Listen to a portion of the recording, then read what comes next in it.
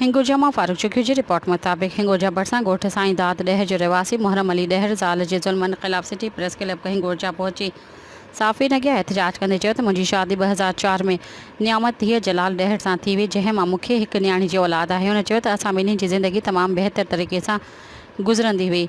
कुछ टाइम गुज़रण बाद घरू अणबणत मामूली ॻाल्हि तां मुंहिंजी घरवारी घर छॾे कंहिं ॿिए शहर रहणु लॻी।